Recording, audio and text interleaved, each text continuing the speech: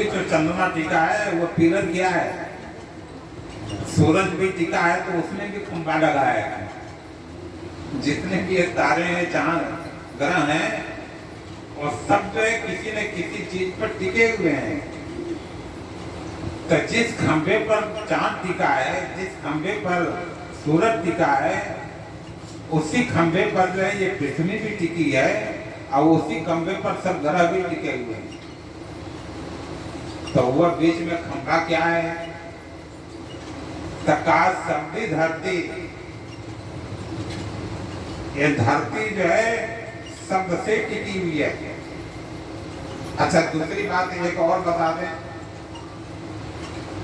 सब नाम से एक बात है, लोग कहते हैं कि शेष नाग के फन पर पृथ्वी टिकी है, ये भी आता है।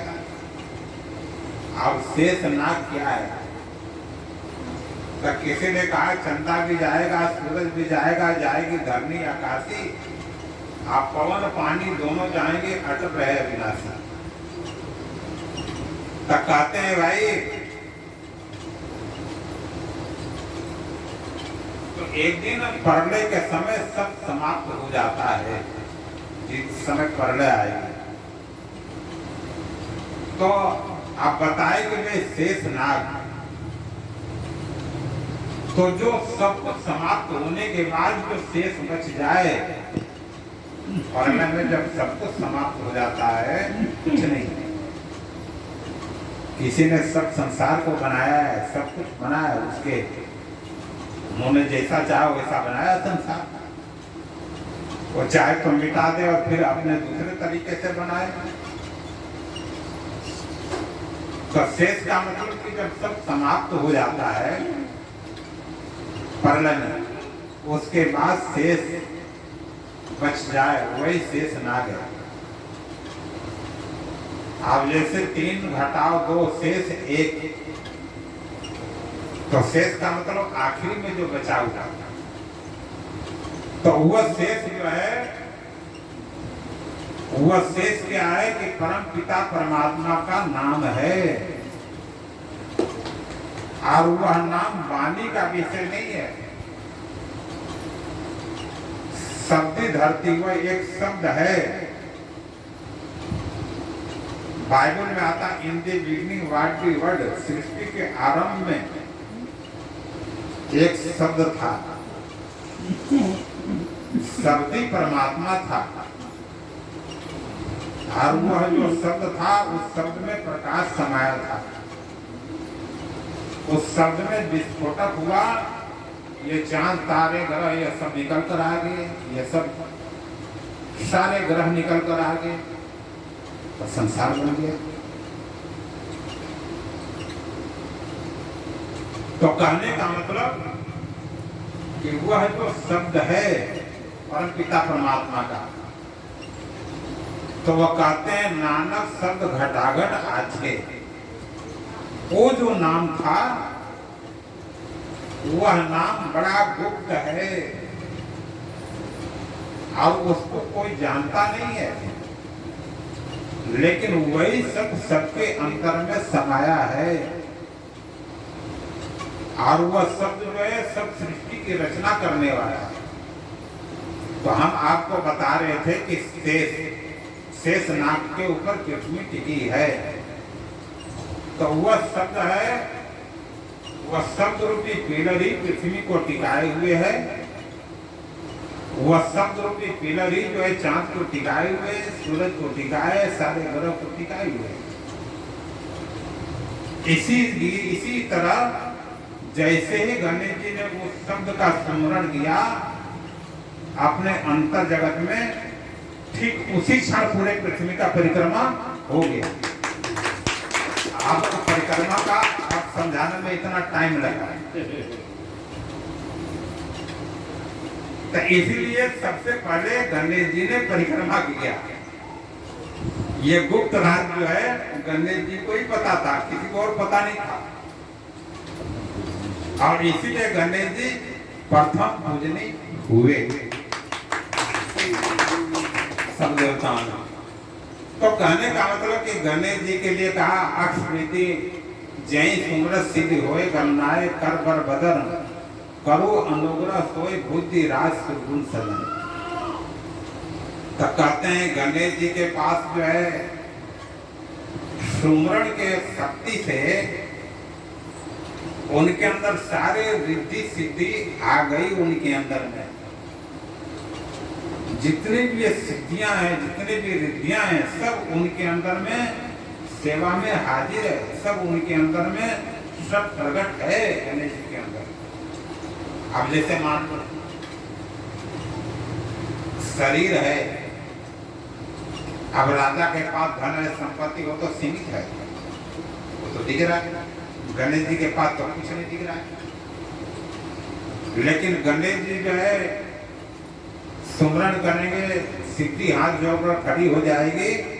गणेश जी कहेंगे भाई इतना सोना चांदी हमारे पास ला दो, तो सिद्धि तुरंत जो है उतना सब चीजें प्रकट कर देगी।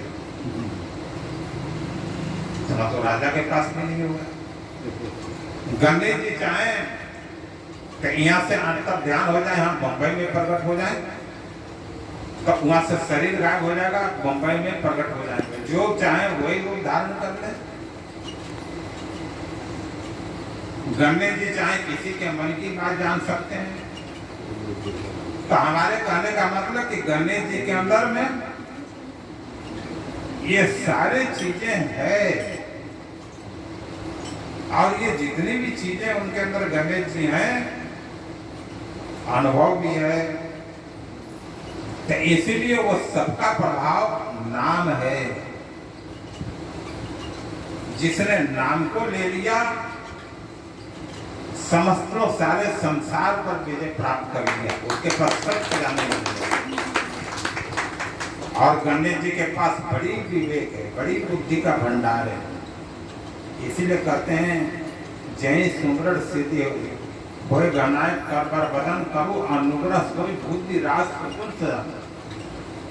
यदि उनकी कृपा हमारे ऊपर हो जाए ना, तो हमारे पास बुद्धि खुल जाएगी, विवेक का भंडार हमारे अंदर प्रकट हो जाएगा। तो गणेश जी को बुद्धि कहा कि वह बड़ा विवेक है। इसलिए आता है कि जब वेद व्यास जी जो है उन्होंने बहुत सारे ग्रंथ लिखे। कुछ लोग कहते हैं ब्रह्मा का लिखा हुआ है वेद, कुछ लोग कहते हैं कि नहीं भाई ये तो वेद व्यास जी ने लिखा था, 4 वेद। फिर 6 शास्त्र है, 18 पुराण है, जितने भी ग्रंथ थे वेद व्यास जी लिखे। फिर ये आता है कि वेद व्यास जी जो है उनको मन में शांति नहीं मिली। भाई जगत को रास्ता बताया जाए, जगत पढ़ेंगे उनका कल्याण हो, वो लिखते गए जगत के कल्याण के लिए। इससे शिक्षा मिलेगी, इससे लोग गुणवान बनेंगे, धर्म की तरफ मुड़ेंगे, ये सब बंधन मिटेंगे, उनका कल्याण होगा। समाज के लिए उन्होंने एक एक से चीजें लिखा, लेकिन अंत में फिर भी उनके अंदर कहीं न कहीं कमी रह गई, कुछ अधूरा है। फिर वेद व्यास जी ने मन में सोचा एक ऐसा ग्रंथ लिखा जाए कि सबका सार, उसको पढ़ करके बड़ा आराम से लोग जो है उनके अंदर ये संतुष्टि हो जाए कि हमने सभी ग्रंथों को पढ़ दिया। कुछ ऐसा सब भाव आ जाए और सबका सारा आ जाए, तो वो फिर लिखना चाहिए भागवत। आज दुनिया में इतना महत्व है, तो ये कि भाई जब इतना सब वेदों का सार लिखना है तो मैं बोलूंगा अब लिखने वाला चाहिए।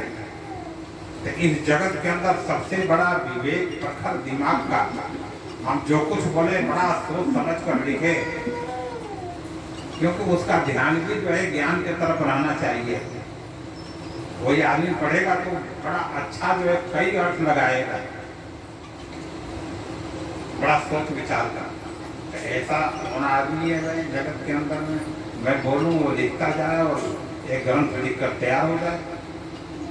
तो फिर ये हुआ कि इसके लिए गणेश जी हैं जगत के अंदर, वो प्रखर जो है विवेक उनके अंदर है, बड़ा ज्ञान, बड़ा भंडार है उनके अंदर विवेक, सब ये गुणों का, अच्छे गुणों का, ग्रंथों का, अध्यात्म का।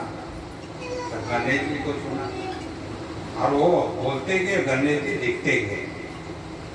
तो ये हम आपको बता रहे थे, आज गणेश चतुर्थी है, तो हमारे कहने का मतलब समझाना चाह रहे हैं कि जी गणेश जी की पूजा कर रहे हैं आप लोग, वो गणेश जी को आप साधारण नहीं समझेंगे। और गणेश जी का घर घर में प्रतिमा लगती है, पूजा होती है, उनको आप साधारण नहीं, वो बहुत महान है। और इसीलिए गणेश जी जो है ये सब चीजें इसीलिए था कि उन्होंने सुमरण किया, खूब भजन किया, खूब साधना किया। तो आज भी यही सब चीजें हैं। सजनो आज वैसे देखा जाए तो नाम के लिए बात है। आज वास्तव में देखो, हम दुनिया के अंदर में आए हैं, लेकिन आज माया के प्रभाव से मानव भगवान का भजन नहीं करता। हम तो जगत को ही सब समझ गए, ये घर सच्चा है, माता पिता सच्चा है, जगत कितना सुंदर दिख रहा है, ऐसा लगता है जैसे ये जगत हमेशा ऐसे ही हम रहेंगे जगत में, ये घर और परिवार जैसा हमेशा ऐसे ही बना रहेगा। और जगत के अंदर में हम भगवान को भूल जाते हैं। भगवान शंकर कहते हैं कि उमा कहूं मैं अनुभव अपना, सत हरि भजन जगत सब सपना। हे उमा, मैं अपना अनुभव बताता हूँ, ये जगत को सपने की भांति है। यहाँ जन्म लिए हो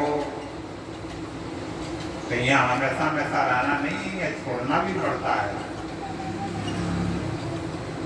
आप सोचते हो कि मेरा घर, मेरा धन दौलत, ये परिवार, रिश्ता, यही सब कुछ ना, यहाँ जन्म लिए हुए सब रिश्ते नाते बने, एक दिन छोड़ के तुम्हें जाना भी है, इसमें भूल मत जाओ। ये झूठा है, ये छूटने वाला है। और तुम्हारा मालिक कौन है, सत्य क्या है, वह प्रभु है, परमात्मा है, वही सत्य है। आज वास्तव में देखो, परमात्मा ही केंद्र है। जो जितना केंद्र के पास जाएगा, चलती चाकी देखकर दिया कबीरा रोए, दो पाटन के बीच में साबुत बचाना को। चक्की चलती है आटा वाली, दो पाट होते हैं, जितना भी दाना डालते हैं सब पिसता जाता है। जो कील से इधर उधर वो पीसेगा ही, लेकिन बताए कि जो कील में लग जाएगा वो नहीं पीस पाएगा, वो बच जाता है। तो कहा ये दुनिया के अंदर जो केंद्र है परम पिता परमात्मा, जो परमात्मा से जितना दूर जाएगा, माया में बिखरता जाएगा, घुलता जाएगा। जैसे दाना कील से दूर है तो पिस रहा है, हम परमात्मा से दूर जाएंगे, पिसने का मतलब ये आत्मा भी भटकेगी 184 जोनी में, जन्म जन्म से जुगों जुगों से जो है पशु पक्षी पेड़ पौधे कीट पतंग ये सब जीव भगवान से भूल करके माया के विकायमान होने के कारण ये सब पीस रहे हैं, जन्म मरण के चक्र में घूम रहे हैं। तो संत कहते हैं कि भाई नहीं, ये झूठे संसार में भूल मत जाना। तुम्हारा पिता तो वास्तव में परमात्मा है और मानव जीवन मिला है परमात्मा से प्रेम करने का। यदि परमात्मा